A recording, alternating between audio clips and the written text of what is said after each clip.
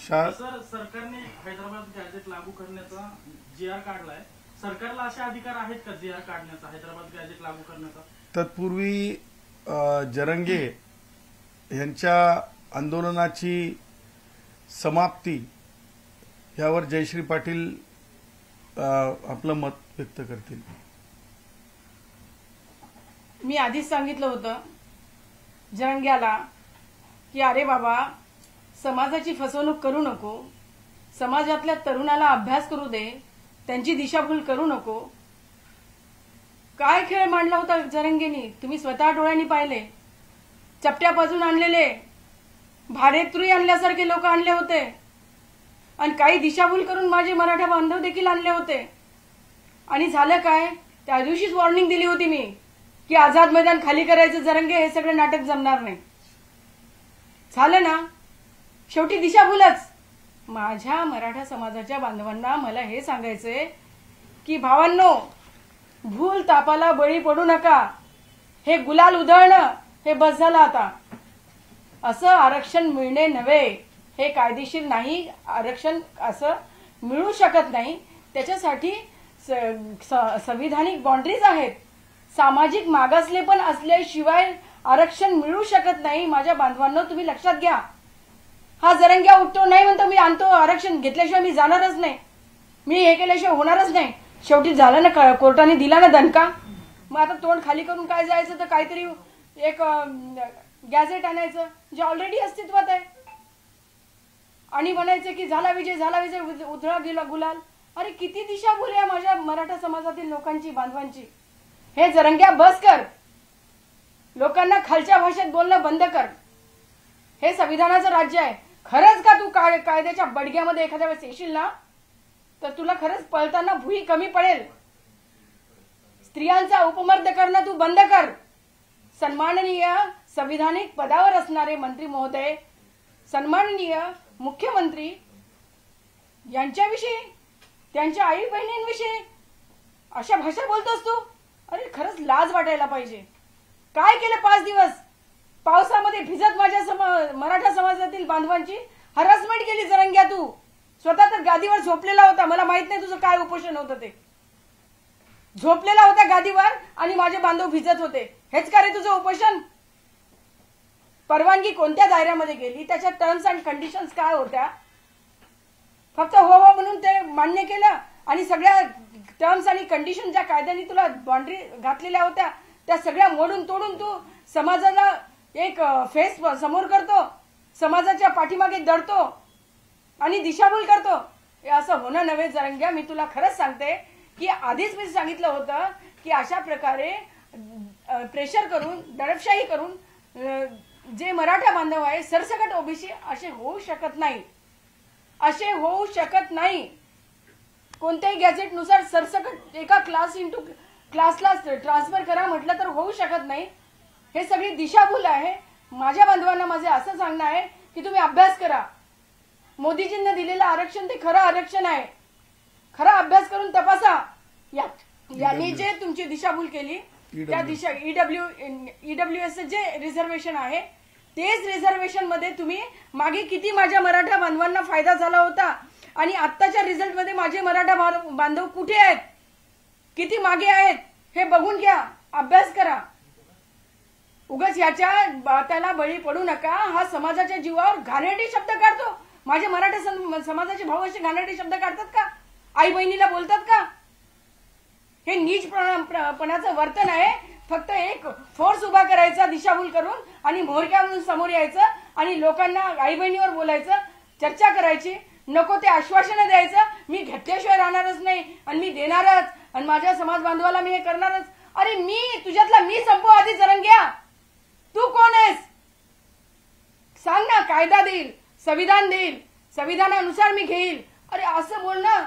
पण संविधानात जे असलं तेच तू घेणार ना जरंग्या. त्याच्या बाहेरचं काय घेणार आहेस, काय देणार आहेस माझ्या बांधवांना? हे बस करायचं नाटक, हे बस करायचं. म्हणून म्हटलं होतं आझाद मैदान ताबडतोब खाली कर. नाहीतर मी इशारा दिला होता त्या बघ, तू ऐकलं नाहीस. कोर्टाने तुला बरोबर दाखवलं ना लाईन. तुला आझाद मैदान खाली करावं लागलं ना. खोटा मोठा तू गुलाल उधळला, परत दिशाभूल केली आणि तू स्वतःला गुंडाळून घेतलं. केला चलेगा। आज आपल्या माध्यमातून मला महत्त्वाच्या काही गोष्टींना अधोरेखित करायचं आहे आणि हे करत असताना सगळ्यात अगोदर सन्माननीय महाराष्ट्राचे मंत्री श्री छगन भुजबळ साहेब, फुले शाहू आंबेडकरी विचाराचे ते भाष्यकार आहेत, त्यांनी आपल्या माध्यमातून समजतंय की आजच्या मंत्रिमंडळ बैठकीतून सभात्याग केलेला आहे किंवा आजच्या मंत्रिमंडळ बैठकीत ते असणार नाही। मी सन्माननीय भुजबळ साहेबांचं स्वागत करतो, मी सन्माननीय भुजबळ साहेबांचं अभिनंदन करतो। कालच ज्या प्रकारे मंत्रिमंडळातील मंत्री श्री राधाकृष्ण विखे पाटील आणि त्यांच्या सोबतच्या सवंगड्यांनी ज्या प्रकारे संविधानाला फ्रॉड होईल, संविधानाला फ्रॉड होईल, संविधानाचा फ्रॉड होईल अशा प्रकारचा एक शासन निर्णय काढण्याचं जे धाडस दाखवलं, तो धाडस म्हणजे फ्रॉड विथ द कॉन्स्टिट्यूशन आहे, फ्रॉड विथ द कॉन्स्टिट्यूशन आहे, फ्रॉड विथ द कॉन्स्टिट्यूशन आहे। आणि अशा कारणासाठी भुजबळ साहेबांनी लोकतांत्रिक मार्गाने आपला अत्यंत गंभीर असं म्हणजे शासनाला समजावं अशा प्रकारे आज त्यांनी उपस्थिती न राहण्याचं दर्शवणं हे संविधानिक गांभीर्याचं मोठं हे म्हणता येईल की त्यांनी गांभीर्य दाखवलं, संविधानिक गांभीर्य दाखवलं, संविधानिक मर्यादा दाखवल्या सरकारच्या त्या लोकांना ज्या म्हणजे उपसमितीमध्ये आहेत त्या पुढे जाऊन मला असं म्हणायचंय, किती जातीवादी झालोत आपण, किती जातीवादी झालोत। त्याचं कारण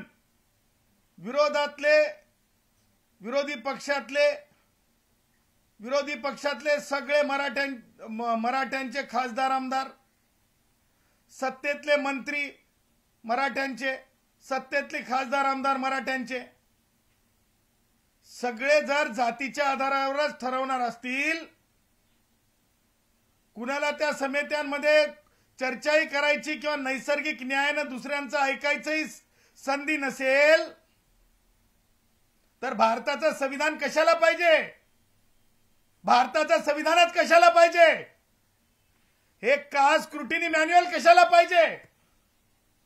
हे चित्र आहे, ही गरिबी आहे, हे माझ्या लोहार भावाचा त्रास आहे, हे माझा बंजारी भाऊ जे आहेत, माझे बंजारी भाऊ आहेत, कसा ऊस चाळल्याच्या नंतर, कशा ऊसाची मोळी बांधल्याच्या नंतर, कशी गाडी भरताना ऊसाची, रात्रीला कसा सरप चावतंय, रात्रीला कसं पान लागतंय, ह्या त्या दुःखाच्या रेषा आहेत, ह्या कपाळावर पडलेल्या आठी आहेत, ह्या वयापर्यंत काम करावं लागतंय, ह्या वयापर्यंत माझ्या कुंभार भावाला लीद आणून कालवावं लागती मातीमध्ये, त्याच्यातून मडकं गाडगं बनवावं लागतंय।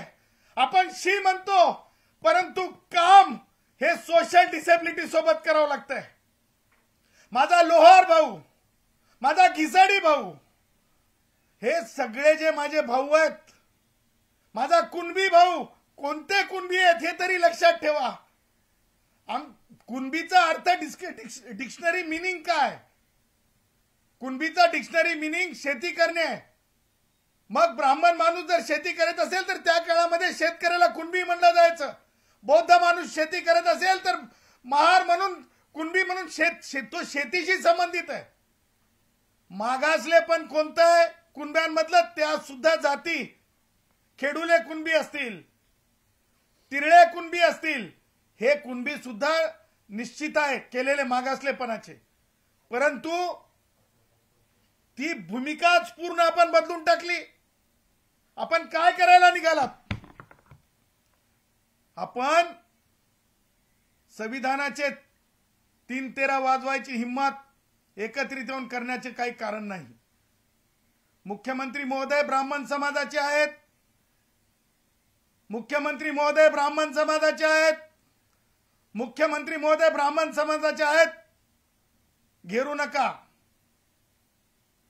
आम्हाला माहिती आहे शिंदे साहेब, सन्माननीय उपमुख्यमंत्री महोदय, आपण दरेगावला नेहमीच जात असता जेव्हा आपल्या डोक्यावर ताण पडतंय. परंतु आपण दरेगावाला जाऊन ओबीसींची वाट लागावी असं आपल्यामधून कधीच अपेक्षित नाही, कधीच अपेक्षित राहणार नाही. मी सन्माननीय उपमुख्यमंत्री एकनाथरावजी शिंदे साहेबांना आवाहन करतो, कालचा शासन निर्णय हा अल्ट्रा व्हायरस आहे, हा व्हायरस आहे, हा व्हायरस आहे. तुम्ही आज चालू असलेल्या बैठकीमध्ये शिंदे साहेब हा शासन निर्णय मागे घ्यायला सांगा. या निर्णयातून मराठा भावांचा काहीच फायदा होणार नाही, परंतु या निर्णयामुळे दोन समाजाची तेढ निर्माण होण्याची वेळ आलेली आहे. मला सांगा शिंदे साहेब, सामाजिक मागासलेपण जे मी आता माझे भाऊ सांगितले, आज माझा गोसावी भाऊ असेल, माझा कुडमुड्या दोषी ब्राह्मण असेल भटकंती करणारा, त्याचबरोबर माझे इतर भाऊ असतील, या सगळ्या मागासलेल्या ओबीसींवर आपण कुऱ्हाडीनं कट कट कट त्यांचे हक्क तोडायचे का? कुऱ्हाडीनं कट कट कट आरा मशीन मध्ये टाकून जसं लाकूड कापतो तसं कापायचं का? लाकूड कापतो तसं कापायचं का? खाटकासारखं यांना तोडायचं का? भारतरत्न डॉक्टर बाबासाहेब आंबेडकरांनी हा स्पेस निर्माण करून दिला. हा स्पेस शिंदे साहेब आणि राधाकृष्ण विखे पाटील, तुम्हाला मला सांगायचंय, राधाकृष्ण विखे पाटील, तुम्ही 8व्या मंत्रालयामध्ये तुम्ही मला 1 महिन्या अगोदर किंवा मागे काही आठवड्यां अगोदर भेटला होतात, तेव्हा मी तुम्हाला बोललो होतो की तुम्ही महसूल मंत्री असताना मागासवर्गीयांना अंत्यसंस्कार करण्यासाठी स्मशानभूमी सुद्धा तुम्ही दिलेली नव्हती. गायरान जमिनी सुद्धा नावावर पूर्ण होऊ शकल्या नव्हत्या. अशी तुमची महान कीर्ती आहे मागासलेपणाच्या लोकांसाठी. आणि त्यातले त्यात आम्ही तुम्हाला परवा आव्हान केलं होतं, राधाकृष्ण विखे पाटील, की ओबीसींना आम्ही विरोधक म्हणून आम्हाला बोला. नैसर्गिक न्याय नाही का? जातीवाद आहे का? ओबीसींना बोलू नये का? सन्माननीय धनंजय मुंडेंना का बोलवलं नाही? सन्माननीय बावनकुळे साहेब का नाही सोबत तुमच्या? प्रश्न विचारले जातील. पोट भरलेल्याला डेझर्ट देणं आणि कष्टकरी माझ्या ओबीसी, खऱ्या ओबीसींना त्यांच्या हातातला कुटका हिसकावून घेणं हा द्रोह आहे, द्रोह. हा द्रोह आहे, द्रोह. हा द्रोह आहे, द्रोह. आणि म्हणून मला सांगायचं आहे की ही वस्तुस्थिती आहे. ज्या प्रकारे सन्माननीय छगन भुजबळ साहेबांना रिंगण करण्यात आलं, मंत्रिपदाचा राजीनामा देईपर्यंत, ज्या प्रकारे सन्माननीय धनंजय मुंडेंना रिंगण करण्यात आलं, त्यांना त्रास देईपर्यंत, परत हा त्याचं वजन त्याच लोकांनी सांगितलंय किती किलोचा आहे, जरंग्या. ह्या मला म्हणायचं नाही किती छटाक आहे, किती छटाक आहे जरंग्या, मला म्हणायचं नाही. पण जरंग्या, तू ज्या प्रकारे मुंडेंचं उठवून लावतो, हे जे वक्तव्य तुझं चाललं, एका सन्माननीय पदावरल्या महिलेच्या बाबतीत तू जे बोललास, माय बहीण लोकांची काढलीस, धनगर भावांच्या बाबतीत बांबू जाईल म्हणलास, बांबू घातला म्हणलास, बांबू. ते शब्द सुद्धा कमरेखालच्यात बांबू घालू असं जे बोललास तू, ह्या सगळ्या गोष्टी महाराष्ट्र ध्यान ठेवणार आहे. आणि मला हेच म्हणायचं आहे की ह्या गोष्टीचे कॉन्सिक्वेन्सेस कायदेशीर त्याचबरोबर डेमोक्रेटिकली फेस करावे लागतील. आता आपण म्हणाल की फ्रॉड काय आहे. तुम्हाला मला सांगायचंय की माननीय सर्वोच्च न्यायालयाने Jammu and Kashmir public service कमिशनच्या जजमेंटमध्ये सांगितलेलं आहे की जो ऍक्ट असतो, ज्या प्रकारचा रिझर्वेशनचा ऍक्ट आहे आपल्याकडे, रिझर्वेशनचा ऍक्ट ज्या प्रकारे आहे, त्या ऍक्टला डायल्यूट करण्याचे अधिकार तुम्हाला नाही आहेत आणि म्हणून Maharashtra schedule caste, schedule tribe, denotified tribe, विमुक्त जाती, nomadic tribe, other backward classes, special backward कॅटेगरीचा जो कायदा आहे, कास्ट सर्टिफिकेट ऍक्ट 2000, ह्या कायद्याला डायल्यूट करण्याचे अधिकार, ह्या कायद्याला निष्प्रभ करण्याचे अधिकार, ह्या कायद्याला म्हणजे काय म्हणतो त्याला आपण थांबवण्याचे अधिकार कोणत्या म्हणजे एक्झिक्युटिव्ह ऑर्डरनी तशा प्रकारचे अधिकार प्राप्त नाहीत आणि म्हणून हे भारतीय संविधानासोबत जे आहे एक ऑफिस ऑर्डर काढून, संभ्रमित ऑफिस ऑर्डर काढून जे आहे लोकांमध्ये मत भिन्नता निर्माण होत आहे आणि म्हणून कालची कृती ही भारतीय संविधानाच्या आर्टिकल 340 या कलमाला जे आहे ज्या ह्या कलमाच्या स्पिरिटच्या विरुद्ध आहे. कालचा शासनाचा GRची कृती ही त्यातून निर्माण झालेल्या रिझर्वेशन ऍक्टला निष्प्रभ करणारी आहे. कालच्या GRची कृती ही त्या रिझर्वेशन ऍक्ट 2000च्या आधारे कास्ट सर्टिफिकेटच्या संदर्भातले रूल्स जे 2003 कॉन्टम्प्लेट झाले त्या रूलवर म्हणजे एक घाला आहे, त्या रूलला बेकायदेशीर ठरवण्याची प्रक्रिया आहे. त्याचबरोबर भारतीय संविधानातील आर्टिकल 340 ला म्हणजे एका प्रकारे सन्माननीय माजी न्यायमूर्ती संदीप शिंदे हे मागास आयोग नाहीत, सन्माननीय माजी काय आपले सन्माननीय माजी हे न्यायमूर्ती सन्माननीय शिंदे हे जे आहेत हे कोणत्याही प्रकारे मागास आयोग नव्हते आणि त्यामुळे त्यांना शिफारस करण्याचाच मुळात अधिकार नाही. त्यांना शिफारसच करण्याचा मुळात अधिकार नाही, कारण मागास आयोगच शिफारस करू शकते आणि त्यामुळं संदीप शिंदे न्यायमूर्ती निवृत्त यांनी जे काही चालवलेलं आहे, कारण शासन निर्णयामध्ये त्यांच्या नावाचा उल्लेख आलाय, त्यांच्या शिफारसींचा उल्लेख आलाय, त्या आधारे जर रूल मध्ये चेंज केला जात असेल तर माननीय माजी न्यायमूर्ती संदीप शिंदे यांच्या validity and sanctity of appointing as a committee ही येणाऱ्या काळात चॅलेंज केली जाईल. त्यांची नियुक्तीच अल्ट्रा व्हायरस आहे, त्यांची नियुक्तीच आयोगाच्या विरुद्ध जाऊन केलेली आहे, त्यांची नियुक्तीच पॅरलल मेकॅनिझम तयार करण्यासाठी केलेली आहे, त्यांची नियुक्तीच स्वार्थाने बडबडीत होऊन केलेली आहे. कारण त्यांनी बिगर मागासवर्गीयांच्या बाबतीमध्ये सुनावणी घेण्याचा अधिकार किंवा समर्थनात किंवा विरोधात सुनावणी घेण्याचा अधिकार मागास आयोगाला आहे आणि अशा बेकायदेशीर समितीचा आधार घेत शासन निर्णय करून रूल मध्ये त्याच्या बाबतीमध्ये घडण करण्याची जी भाषा शासन निर्णयात केलेली आहे त्यामुळे ही सगळी कृती कायदेशीरदृष्ट्या संविधानिक दृष्ट्या सर्वोच्च न्यायालयाच्या जजमेंटच्या आधारे या तिन्ही गोष्टी लक्षात घेता कालचा शासन निर्णय एका अर्थाने अल्ट्रा व्हायरस आहे.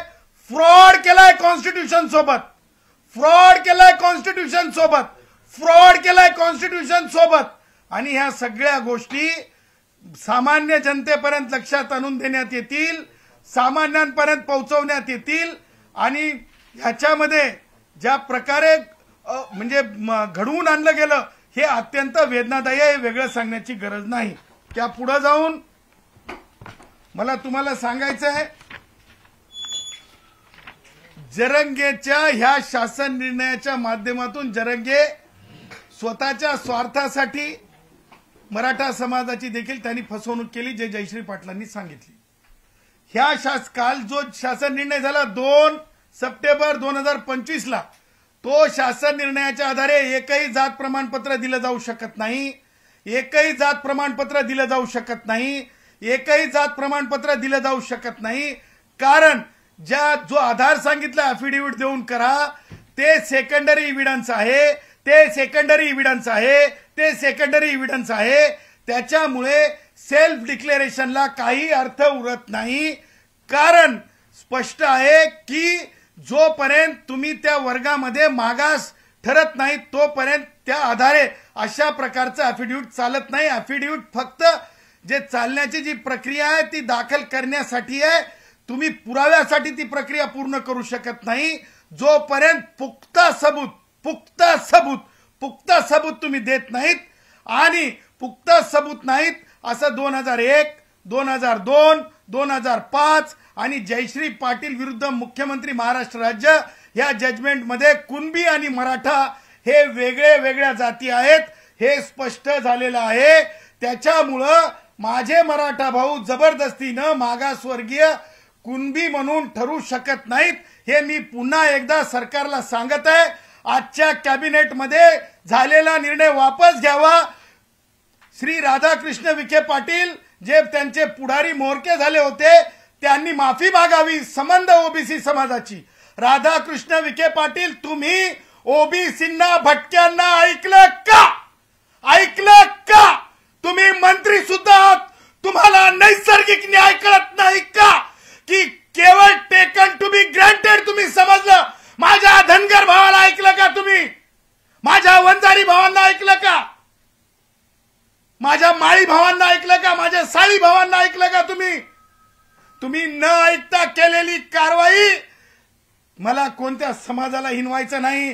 परंतु कालचा निर्णय पाटीलकी सारखा झाला. जुन्या काळातील प्री इंडिपेंडन्स संविधान अस्तित्वात येण्याच्या आधीच्या काळातील झाला. पाटीलकी सारखा आणि संविधानिक भारताच्या राज्यामध्ये पाटीलकी सारखे निर्णय चालत नाहीत. निर्णय हे संविधान आधारित पाहिजेत. आणि म्हणून राधाकृष्ण विखे पाटलांना मी आव्हान केलंय की त्यांनी स्वतःहून तो शासन निर्णय मागे घ्यावा. आणि जर करायचंच असेल ना राधाकृष्ण विखे पाटील, तुमच्या स्वतःच्या मेडिकल कॉलेजेसमध्ये माझ्या मराठा भावांच्या लेकरांना नोकऱ्या द्या आणि फुकटमध्ये तुम्हाला जे सीट्स उरतात त्या सीट्समध्ये त्यांना आरक्षण द्या गरीब मराठा भावांना माझ्या. कारण मोदीजींना ईडब्ल्यूएस मध्ये गरिबांसाठी सवलती दिलेल्या आहेत, आरक्षण दिलेलं आहे. तुम्ही मन मोठं करा. पैसा काय करोनामध्ये सगळे इथंच ठेवून गेले आहे. पैसा काय करोनामध्ये सगळे इथेच ठेवून गेले आहे. हे सुद्धा तुम्हाला सुचवण्यासाठी आहे. राधाकृष्ण विखे पाटील, मला सांगताना पुढे जाताना सांगायचंय काही महत्वाच्या गोष्टी. सगळ्या सोयऱ्यांचा निर्णय किंवा हैदराबाद गॅझेटची तत्काळ अंमलबजावणी आणि आंदोलकांवर केसेस सप्टेंबर मागे घेणार. मी राधाकृष्ण विखे पाटील तुम्हाला चॅलेंज देतो. चॅलेंज मां कसम, मेरे मां के दूध की कसम, मां कसम, भारत के संविधान की कसम, पोलीस वाल्यांवर ज्या प्रकारे अंतरवली सराटीमध्ये मारहाण झाली, रक्त पडलं, रक्ताचा थेंब पडला, एक पोलीस बॉईज म्हणून राधाकृष्ण विखे पाटील मी चॅलेंज देतो. तुम्ही पोलिसांना मारहाण झालेल्या केसेस मागे घेऊन दाखवा. देखते हैं किसमें कितना दम है, देखते हैं भारत के संविधान में ताकत है कि नहीं है, देखते हैं भारत के संविधान के अंदर न्याय है कि नहीं है. एक तरफ हम हैं और एक तरफ तुम हैं, ये भी देख लेते हैं. त्याच्यामुळे मी चॅलेंज देत आहे की केसेस मागे घेताना जर तुम्ही असा विचार केला पोलिसांवर हल्ल्याचा, त्या केसेस मागे घेतो सरसकट म्हणून, अरे छटाक वजनाला आहे की नाही, त्यांनीच वजन सांगितले त्या जरंग्याचे, किती छटाक आहे ते माहित नाही आम्हाला. पण कुणीतरी येऊन बोलणार काय गरज होती, न्यायिक दृष्ट्या तो तिथं बसू शकत नव्हता, तरी सुद्धा त्याला गोंजारायची काय गरज होती. आमचा बघा किती हुशार आहे आमचा उदय सामंत होते का काल तिथं? किती अंतरावर होते? अंतर किती होतं तुम्ही सांगा पत्रकारांनो, तुमच्याकडूनच माहिती मिळते आम्हाला. एक मागे होते, पुढे नव्हते. बघा आमचे उदय सामंत, त्यांना लक्षात आलं लोक प्रश्न विचारतात, पण राधाकृष्ण विखे पाटील आणि मराठा लीडरशिप घेरल उद्या. शिंदे साहेब जा म्हणले, उदय सामंत आले असतील. सांगायचं तात्पर्य की ज्या गोष्टी कायदेशीर असतात तेव्हा माणसं पुढे येतात, जेव्हा कायदेशीर वाटत नाहीत तेव्हा माणसं मागे जातात. उदय सामंतांनी ती भूमिका मागे उभं राहून ती दाखवून दिलेली आहे की कुणबी मराठा, मराठा कुणबी एक नाही आणि ओबीसींचं हिसकाटलं जाऊ शकत नाही. उदय सामंतांना त्याची जाण असावी. त्याच्यामुळं मला उदय सामंतांच्या सारखीच परिस्थिती इतरांची, मराठा इतरांची असावी असं मला खूप मोठा शंका नाही. मला खात्री आहे, डंके की चोट पे खात्री आहे. दुसरी गोष्ट मला तुम्हाला सांगायचं आहे, 58 लाख नोंदी, या नोंदीच्या आधारे एकही जात प्रमाणपत्र दिलं जाऊ शकत नाही. त्याचं कारण ह्या नोंदी काय आहेत? ह्या नोंदींमध्ये, गॅझेटरच्या नोंदीमध्ये सुद्धा कुणब्यांची जनगणना दिलेली आहे, त्याचबरोबर मराठ्यांची जनगणना दिलेली आहे, माझ्या मराठा भावांची. त्यामुळं तुम्हाला सांगतो, एक काय म्हणतो त्याला, एक फार्स निर्माण केला चाललाय. ह्या नोंदी म्हणजे आरक्षण, ह्या नोंदी म्हणजे मागासलेपण, ह्या नोंदी म्हणजे काय म्हणतो त्याला आपण, ह्या नोंदी म्हणजे सवलती. अशा प्रकारे काहीही नाही. मला महत्वाची गोष्ट तुम्हाला सांगायची आहे, ह्या सगळं कुभांड राष्ट्रवादी काँग्रेसचे वयोवृद्ध पुढारी शरद पवार यांच्या राजकारणाचा कायम हिस्सा राहिलेला आहे.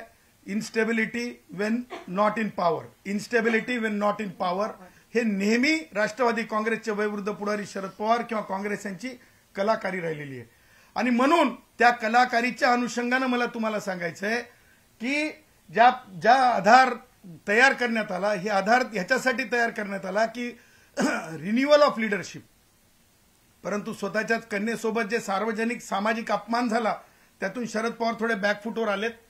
आणि तुम्हाला सांगतो, हे सगळं करण्यामागचं कुभांड असं आहे, मराठा डोक्यांमध्ये काही, सगळे मराठा भाऊ माझे चांगले आहेत, परंतु मराठा लिडरशिपचे जे डोके आहेत, जे प्रत्येक गावामध्ये एक एक असा बसलेला माणूस आहे, शुगर लॉबीच्या माध्यमातून, सहकाराच्या माध्यमातून, बँकेच्या माध्यमातून, हे डोके असे आहेत की उद्या ओबीसी म्हणलं तरी सरपंच आपलाच राहिला पाहिजे आणि ओपन म्हणलं तरी सरपंच आपलाच राहिला पाहिजे, उद्या आणखीन काहीतरी म्हणलं तरी सरपंच आपलाच राहिला पाहिजे, आपल्या घरातच राहिला पाहिजे. ह्यासाठी तुम्हाला सांगतो, खऱ्या ओबीसींना जे राजकीय आरक्षण दिलंय ते आरक्षण पूर्णतः तुम्हाला सांगतो नेस्तानाबूत. ते आरक्षण ओबीसींसाठी जे खरे कुणबी असतील किंवा म्हणजे इतर जे ओबीसी घटकामध्ये जे समूह येतात त्या सगळ्या समूहांवर एक घाला आहे, एक अत्याचार आहे. आणि मी तर म्हणेल, हे देऊन येणाऱ्या निवडणुकांमध्ये, स्थानिक स्वराज्य संस्थेच्या निवडणुकांमध्ये ओबीसींचं बी जाळायचं काम आहे. ओबीसींना नुसतं नेस्तानाबूत नाही, बी करपून टाकायचं काम आहे. तुम्ही शिल्लकच राहिले नाही पाहिजे असं म्हणण्याचं काम आहे. अरे बी करपायला निघालात, पुढाकार घेताय. अरे सामान्य माणसाला ज्या आरक्षणातून एक श्वास घेण्याची संधी, मेकॅनिझम मध्ये जाण्याची संधी आहे, ते बी करपायला निघालात तुम्ही. संविधानाची तरी लाज राखायला पाहिजे असे निर्णय घेताना, संविधानाची तरी लाज राखायला पाहिजे असे निर्णय घेताना. आणि म्हणून तुम्हाला पुढे जाऊन मला सांगायचंय, आंदोलनात मरण पावलेले, तुम्हाला सांगतो, आंदोलनात मरण पावलेल्यांना तुम्ही आर्थिक मदत काय द्यायची ते नंतर ठरवा. आधी जरंगेला जेलमध्ये धाडा. सोलापूरच्या प्रकरणामध्ये आणखीन जरंगेवर एफआयआर होत नाही. आमच्या एका कष्टकरी कुटुंबातील एका लेकरू जे ओबीसीतून येते, त्या लेकराचा खून कसा झाला ते बघा. त्याच्यामध्ये आणखीन गुन्हा नाही, त्याच्यामध्ये आरोपी नाही, त्याच्यामध्ये अटक नाही. त्याच प्रकारे अंतरवली सराटीच्या गुन्ह्यांमध्ये अजून जरंगे आरोपी नाही आणि जरंग्या अटक नाही. अटक झाला पाहिजे जरंग्या. तुम्हाला सांगायचंय की जरंगे जे सांगताय की मुलं मृत्यू झाले, मृत्यूच्या बाबतीमध्ये प्रत्येकाला वेदनाच असावी, परंतु मृत्यूला कारणीभूत जरंगे आहे. या सगळ्या मृत्यूमध्ये जरंगे आरोपी पाहिजे. जरंगेवर याच्या कारणाने लोक मेले हे गुन्हे दाखल झाले पाहिजे अगोदर. कारण नैसर्गिक मृत्यू नाहीत, फाशी घेतलेली आहे. तर मला सांगा, ती फाशी घेतलेली काहीतरी कारणास्तव फाशी घेतलेली आहे. पुढारी कोण आहे? इन्स्टिगेटर कोण आहे? अमित शहानी विरुद्ध शासन या जजमेंट मध्ये इन्स्टिगेटर महत्वाचा आहे की नाही? मग जरंगे आरोपी का नाही? जरंगेला अशा प्रकारे जरंगेचे जर तुम्ही लाड पुरवायला लागलात तर तुम्हाला सांगतो हे अत्यंत गैर होईल, संविधानाचं अस्तित्वच संपुष्टात आल्यासारखं होईल. आणि म्हणून जर तुम्ही मृत व्यक्तीला, मृत कुटुंबाला नोकरी आणि पैसे देणार असाल तर अगोदर सूर्यवंशीच्या कुटुंबाचा विचार करावा लागेल, परभणीच्या, तर अगोदर धनगर भावाचा, कारण हे मागासवर्गीय आहेत. हे वर्ल्ड फोरम कडे गेलेलं असतं की किती भटक्यांना, मागासांना काय कुठे त्रास होतो. लातूर मधल्या त्या धनगर भावाच्या कुटुंबात विचार करावा लागेल. जर तुम्हाला विचारच करायचा असेल तर खैर लांजी पासून, गौतम वाघमारे पासून, नामांतरातील लढ्यातील जे शहीद झाले त्यांच्यापर्यंत ह्या सगळ्यांचा विचार करावा लागेल. रमाबाई आंबेडकर नगर मधल्या फायरिंग मधला विचार करावा लागेल. त्या कुटुंबांचा विचार करावा लागेल. रमाबाई आंबेडकर नगर मधील, घाटकोपर मधील विचार होणार नाही का? जरंगे मराठ्याचा आहे म्हणून जरंगे म्हणील त्यांनाच न्याय आहे का? म्हणील त्यालाच नोकरी आहेत का? म्हणील त्यालाच पैशाचं अनुदान आहे का? दुसरे काय माणसं नाहीत का? दुसरे काय हिंदुस्थानी नागरिक नाहीत का? असा प्रश्न उपस्थित करतो. तुम्ही देण्याचा शासन निर्णय करा आणि तो शासन निर्णय डंके की चोट पे चॅलेंज करू, डंके की चोट पे चॅलेंज करू, डंके की चोट पे चॅलेंज करू. सर 13 तारखेला एक सुनावणी होणार आहे. या सुनावणी दरम्यान तुम्ही पुन्हा एकदा या संदर्भात कोर्टात आवाहन करणार का किंवा काय तुमची भूमिका असणार आहे पुढची? राधाकृष्ण विखे पाटील आणि त्यांच्या सोबत जे लोक होते त्यांना न्यायालयात बोलवा म्हणणार आहे. विनंती करणार आहे कोर्टाला की एकदा 10% आरक्षण दिल्याच्या नंतर हे कुणबी मराठा म्हणून ओबीसी मध्ये, रिझर्वेशन मध्ये टाकणं हे कोणत्या नीतीचा आणि कोणत्या संविधानिक बाबीचा विचार आहे? हे कोणत्या नीतीचा आणि कोणत्या संविधानिक बाबीचा विचार आहे? एक माणूस 2 समाजाचं आरक्षण घेऊ शकते का? अरे धर्मांतर केलं एससीतल्यानी, जर कुणी ख्रिश्चन झाला तर त्याला एससीचं रिझर्वेशन मिळत नाही, मुसलमान झाला एससीतून तर त्याला रिझर्वेशन मिळत नाही. तुम्ही तर उचलायले माजी न्यायमूर्ती संदीप शिंदेचा काहीतरी रिपोर्ट घ्यायले जी संविधानाशी संबंधित नाही. त्यामुळं 10% आरक्षण रद्द करणार आहे का सरकार? राधाकृष्ण विखे पाटील तसा ठराव मांडणार आहेत का? राधाकृष्ण विखे पाटील यांनी पुढाकार घेऊन ते उपसमिती म्हणजे एक स्टॅट्युटरी बॉडी आहेत, त्यांना पार्टी करावं लागेल आणि ती पार्टी करण्याची विनंती मी 13 तारखेला करेल. आणि मंत्री राधाकृष्ण विखे पाटील हे बाय नेम याचिकेमध्ये कसे राहतील याच्यासाठी मान्य न्यायालयाला विनंती करू. आणि न्यायालयामध्ये जोपर्यंत वैचारिक झाडाझडती होत नाही, वैचारिक झाडाझडती होत नाही, वैचारिक झाडाझडती होत नाही तोपर्यंत डोक्यातल्या खिडक्या उघडत नसतात. जरंगेच्या बाबतीत सुद्धा आपण बघितलं असेल, आम्ही चॅलेंज दिलं होतं, मागे आम्ही थांबवलं होतं एशीवर. याही वेळेस जरंग्यामध्ये आला, शिंदे साहेब दरेगावला गेले, मग शिंदे साहेब मुंबईत आले, आम्ही कोर्टात गेलो. आम्ही कोर्टात गेल्यानं वस्तुस्थिती मांडली, भूक मांडली, कष्टकऱ्यांचा रोजगार मांडला, रस्ते मांडले, गणपती बाप्पाचे भक्त मांडले. सगळं मांडल्याच्या नंतर जरंग्याचा उठ्ठ्या होत होता, जरंग्याला गुंडाळून जायचं होतं. हे तरी सांगावं राधाकृष्ण विखे पाटलांनी की गावाच्या जत्रेमध्ये जसं लालीपाप विकायला येतात, खायला देतात, जसं गावाच्या जत्रेमध्ये आईस गोला असतं, कसं कसं करून आईस गोले, जसं गावाच्या जत्रेमध्ये आईस कुरोटा असते खायला, चोकायला, ते जरंगेचा लाड करून, त्या प्रकारचा लाड करून, बोळवण करून त्याला पाठवून दिले काय? कारण ह्या जो शासनाचा निर्णय आहे, या निर्णयाची लीगल सँटिटी, या निर्णयाची लीगल व्हॅलिडिटी, काल सामाजिक मंत्री होते का? सामाजिक न्याय मंत्री होते का? होते का? तुम्हा पत्रकारांनाच मला विचारायचं आहे, मला सांगा, सामाजिक न्याय व विशेष सहाय्य विभागानं हा शासन निर्णय केला, तर ह्या शासन निर्णयाचे कारण मला एकाही ठिकाणी मंत्री श्री शिरसाट हे या प्रकरणामध्ये बोलताना मला दिसलेले नाहीत. आणि मला सांगा की सामाजिक न्यायाचा प्रश्न आहे, आंदोलन आरक्षणाचं आहे, परंतु जरंगेला भारतरत्न डॉक्टर बाबासाहेब आंबेडकर, महात्मा ज्योतिबा फुले किंवा राजर्षी शाहू महाराज यांचे फोटो नको असतात. कारण जरंगेच्या डोक्यामध्ये पाटीलकी आहे, उच्च वर्णता आहे, श्रीमंती आहे, मागासले पण नसल्याची भावना आहे, आणि हे जर लावले तर अरे बापरे आपल्याला मागास म्हणतील का, मागास वाटू का, ह्या भावनेतून जे मंच आहे त्या मंचावर उपस्थित जे मंत्री होते त्याच्यापैकी सामाजिक न्यायाच्या दृष्टीने मागासले असलेले किती मंत्री गेले होते राधाकृष्ण विखे पाटलासोबत, असा माझा प्रश्न आहे. आणि जर ह्या खात्याचा मंत्री मागासवर्गीय समाजाचा आहे म्हणून त्या मंत्र्यांना विचारात घेण्यात आलं का, विचारात घेण्यात आलं तर कशा स्वरूपात विचारात घेण्यात आलं, काय फाईलची मुवमेंट झाली हे शासन निर्णय करताना, ह्या सगळ्या प्रश्नांचं उत्तर जे आहे आम्हाला राधाकृष्ण विखे पाटलांकडून अपेक्षित आहे. की असं आहे की मागासवर्गीय मंत्री हे फक्त नामधारी असतात, मागासवर्गीय मंत्री फक्त नामधारी असतात का, मग मागासवर्गीय मंत्र्यांना पार्टीच्या विद्यार्थ्यांची शिष्यवृत्ती देण्यापर्यंत पैसे मागण्यासाठी सुद्धा मरमर करावी लागते. मागासवर्गीय मंत्र्यांना ज्या आपलं अहिल्यानगरमध्ये कोणतं गाव होतं तोडून टाकलं होतं ते त्या पुजाऱ्यानं, ते मर्डर झाला होता दहेगाव, बोधे गावामध्ये ज्या प्रकारे एका मागासवर्गीयाचं मुंडकं कापून एका मराठा समाजाच्या पुजाऱ्यानं मारलं, पण अद्यापर्यंत किती पैसे म्हणजे अनुदानाचे पैसे म्हणजे खून झालेल्या अनुदानाचे पैसे मिळू शकत नाहीत वेळेवर.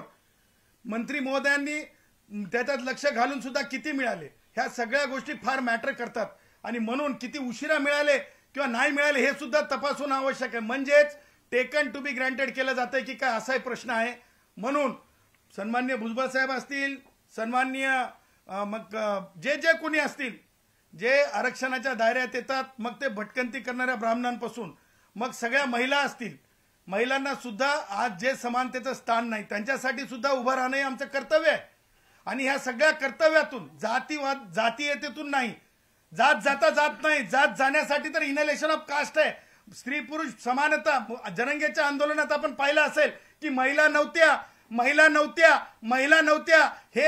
हे ही जी वृत्ती आहे ही अपप्रवृत्ती आहे. का महिला नव्हत्या? मग महिला पत्रकारांच्या बाबतीत जे घडलं हे न्यायालयात सुद्धा दाखवण्यात आलं. ह्या सगळ्या गोष्टी बरं त्यातले त्यात तुम्ही बघा की जे राधाकृष्ण विखे पाटलांसोबत एखादी महिला मंत्री आलत्या का? महिला मंत्री सुद्धा नेणं हे इन्फिरिटी वाटतंय का? महिला मंत्र्यांना त्याच्यामध्ये सामील केलं जाऊ शकत नाही का? आमची मराठा समाजाची मंत्री आहे ना, आमची जिंतूरच्या, काय नाव त्या ताईंचं, मेघनाताई बोर्डीकर नाहीत का? ते मराठा समाजाच्या आहेत ना, आउटस्पोकन आहेत, इंटेलिजंट आहेत, त्यांना का नेण्यात आलं नाही? जस्ट बिकॉज की त्या महिला आहेत, महिलांना दुय्यम स्थान आहे का? राधाकृष्ण विखे पाटलांना उत्तर देत राहावं लागेल. प्रश्न विचारू, ऑडिट करत राहू, सोशल ऑडिट करत राहू. सोशल ऑडिट करणं हे आम्हाला दिलेला अधिकार आहे. व्हॉइस वाढवणं हा दिलेला अधिकार आहे. छळ करणं जर तुम्ही अधिकार समजत असाल तर आवाज उचलणं हे आमचा अधिकार आहे, हे आमचा जन्मसिद्ध अधिकार आहे, हे आमचा संविधानिक अधिकार आहे. एक प्रश्न आहे, तुम्ही असं म्हटलात की ओबीसीचं जे बिल आहे करपवायचा प्रयत्न आहे, तर दुसरीकडे जे मराठा नेते आहेत विनोद पाटील ते तर म्हणतात टाचणीत काही फायदा नाही झाला या जी. हो, माझं म्हणणं असं आहे की जेव्हा एक संभ्रम अवस्था निर्माण होते, संभ्रम अवस्था निर्माण करायची आणि मग अधिकाऱ्यांवर दबाव टाकायचा. त्याचं कसं कारण आहे की मराठवाड्यात सर्वाधिक आमदार कोणाचे आहेत? मराठ्यांचे. सर्वाधिक मंत्री कोणाचे आहेत? मराठ्यांचे. मग हे मराठा आमदारांना ते काय म्हणतात, तुला काय करायचं ते जरंगे सारखंच, है ना जी आर देना, है ना जी आर देना, है ना जी आर देना. त्याच्यातलं किती कळतंय माहित नाही, किती संविधानिक अभ्यास आहे माहित नाही. जबरदस्ती करून एखादं कारण पुढं करून एखाद्या कागदाच्या आधारे सर्टिफिकेटचं म्हणजे चॉकलेट वाटल्यासारखं, बिस्किट वाटल्यासारखं वाटप करायला लावायचं की काय? ह्या कारणानं संभ्रमित अवस्था राहू नये यासाठी म्हणत आहे की ह्या शासन निर्णय हा चुकीचा आहे, हा मागे घेत आहोत असं राधाकृष्ण विखे पाटलांनीच पुढाकार घेऊन सांगावं असं आमचं म्हणणं आहे. आणि जर समजा याच्यावर बोगस प्रमाणपत्र देणं सुरूच झाले तर नक्की निश्चितपणे हे आम्ही न्यायालयाच्या स्क्रुटिनीसाठी, ज्युडिशियल स्क्रुटिनीसाठी कोर्टात नेऊ. सर, आज अनेक जण सांगतायत की ह्याच्यामध्ये जरांगेंच्या तोंडाला पानं पुसलेली आहेत अशा पद्धतीचं अनेक जण वक्तव्य करतात. एकंदरीत जर हा जीआर बघितला तर ह्या जीआर मध्ये गॅझेटनुसार परमिशन आहे, तुम्ही म्हणताय की सेकंडरी पुरावा म्हणून गॅझेट आहे. मग जर पुरावा म्हणून सेकंडरी जर असेल तर ह्यासाठी आणखीन त्यांना जर ह्यातनं आरक्षण हवं असेल तर काय करावं लागेल? संविधानामध्ये अमेंडमेंट करावी लागेल का? तुम्हाला सांगतो, मराठा भाऊ माझे सोशल डिसेबिलिटी सोबत नाहीत, मागासलेपणे सामाजिक अपंगत्वासोबत असते. तुम्ही पाहिलं असेल आमच्या वडर भावांचं कसं असते माहितीये का? आमचे वडर भाऊ अंगावर काहीच नसतंय आणि असं असं असं असं आम्ही दगड फोडतो. तुम्हाला माहित आहे का आमचे लोहार भाऊ कसे असतात? असा पाल असतंय आमचा आणि आमचे लोहार भाऊ गरम गरम भट्टी समोर काम करत असतात आणि जळजळ जळतंय. याला सामाजिक मागासलेपण म्हणतात, सोशल डिसॅबिलिटी म्हणतात. माझ्या मराठा भावांकड ब्राह्मणांकड महाराष्ट्रात गावांमधल्या चाब्या ब्राह्मणांकड नाहीत मंदिराच्या, ब्राह्मणांकड नाहीत मंदिराच्या चाब्या.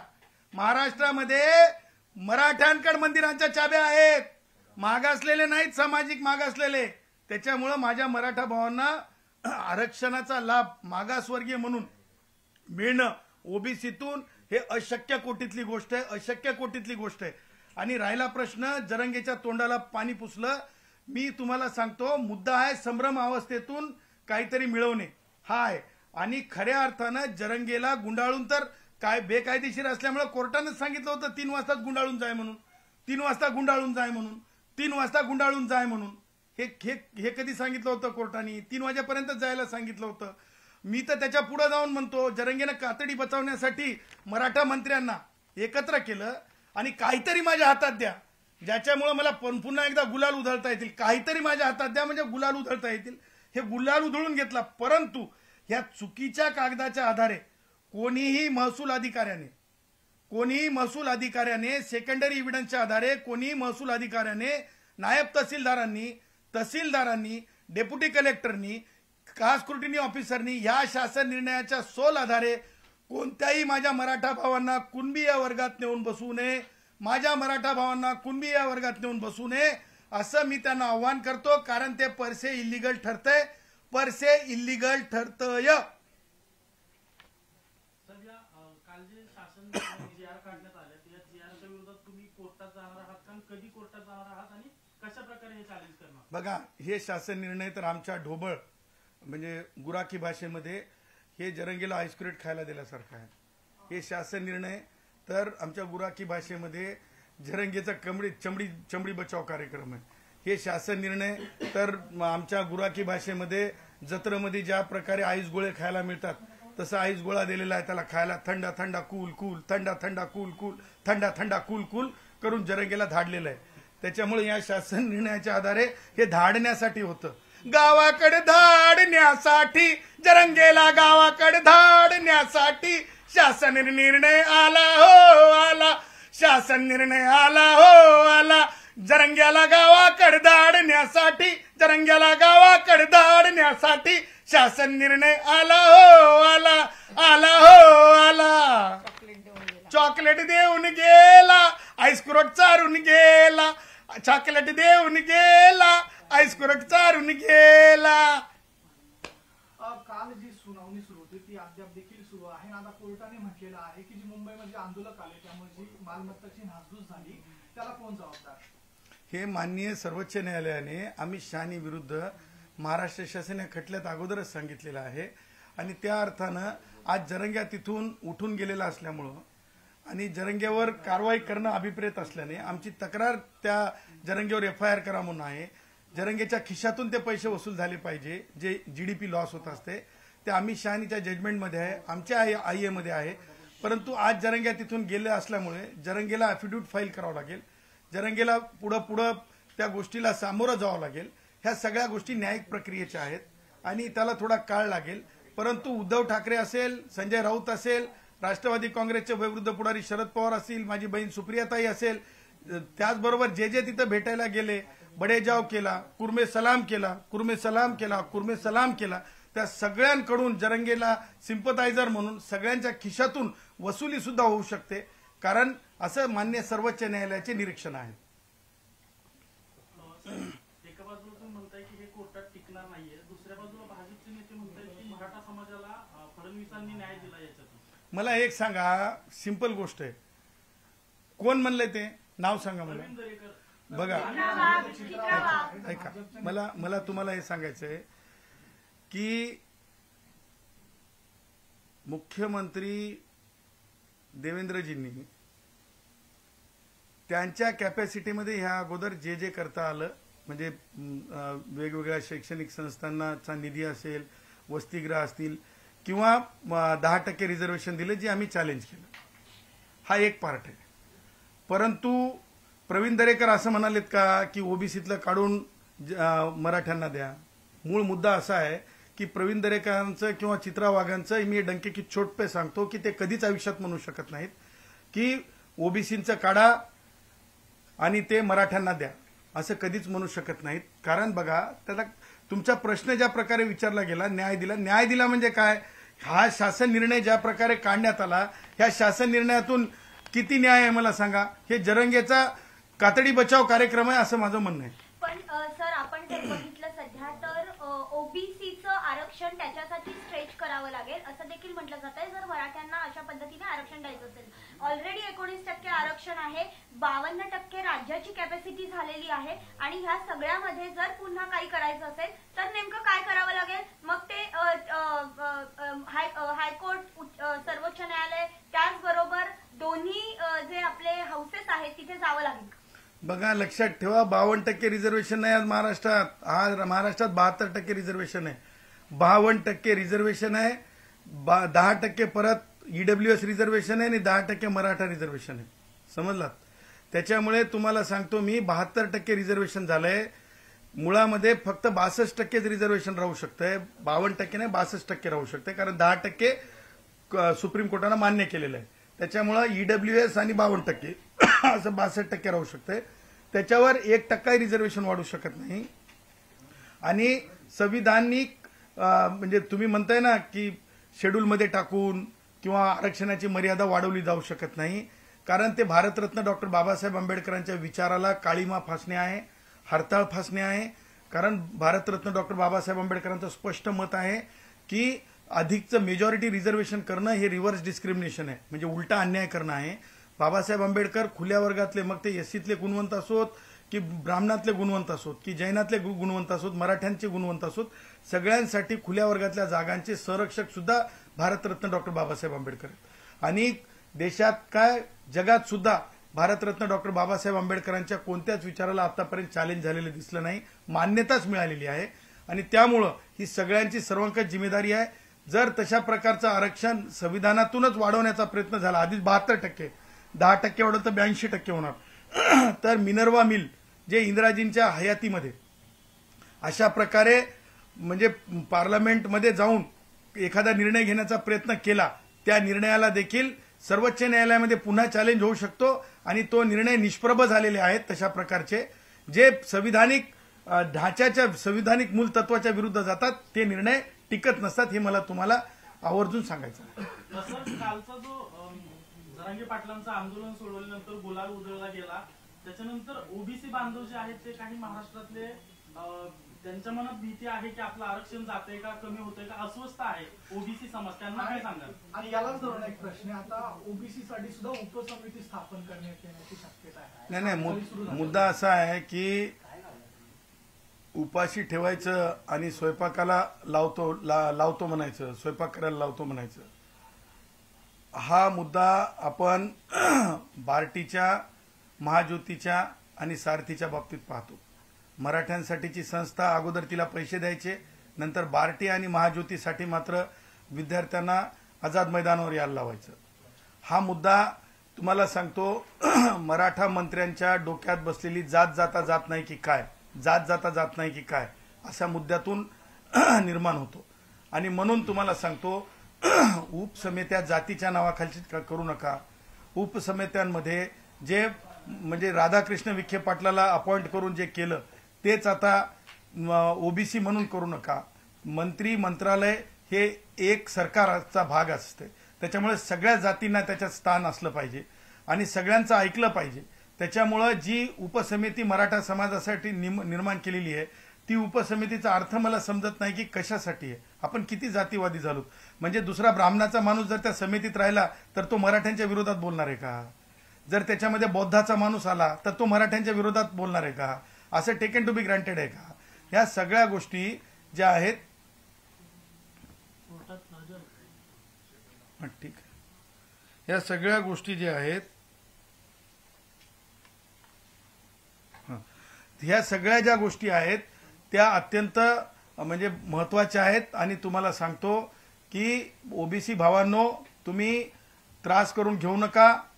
ह्या ह्या शासन निर्णयाच्या आधारे जर दादागिरी होऊ लागली, बोगस प्रमाणपत्र दिले जाऊ लागले, तर निश्चितपणे त्या अगोदरच आपण जे आहे न्यायालयीन लढाई तुमने तो देखा होगा जरंगे जैसे कितवी पास आहे ते किती पास आहे, चौथी किती आहे हा काय दुसरी तिसरी वाल्याचं ऐकून तुम्ही हे सगळं करत बसलात, फ्रॉड विथ द कॉन्स्टिट्यूशन. तुम्हाला मी सांगू इच्छितो सरकार ओ राष्ट्रवादी काँग्रेसचे वयोवृद्ध पुढारी शरद पवार आणि तमाम जे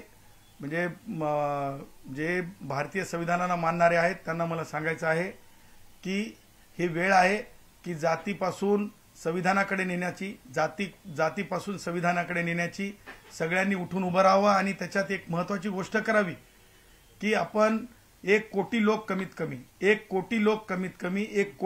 कमीत कमी माननीय उच्च न्यायालयामध्ये यावं, ज्याच्यामध्ये आपण 1 कोटी लोकांची याचिका दाखल व्हावी आणि 1 कोटी लोकांनी याचिका दाखल करून संविधानाच्या शक्तीच्या आधारे आपण उभं राहिलं पाहिजे, आपण संविधानिक मार्गाने लढलं पाहिजे.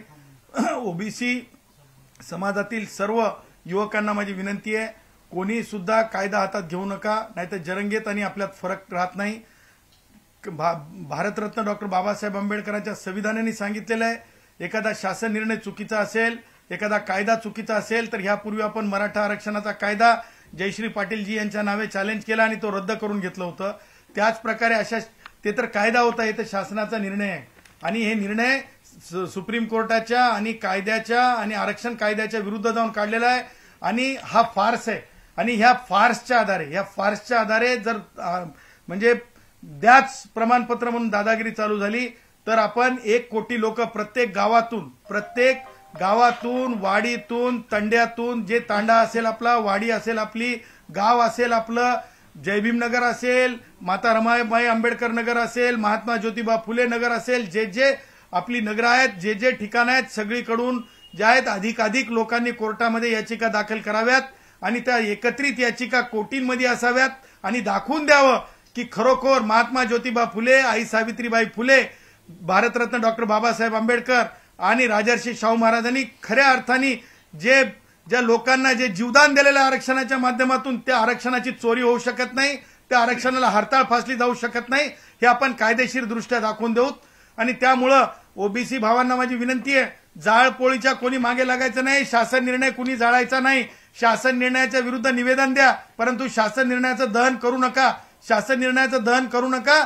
निर्णय मंजूर नाही म्हणून जिल्हाधिकाऱ्यांना तुम्ही निवेदन द्या, परंतु चुकीचं काहीच करायचं नाही ज्याच्यामुळे आपल्या युवकांवर गुन्हे दाखल होतील आणि कदाचित तुम्हाला लोक फुस लावतील.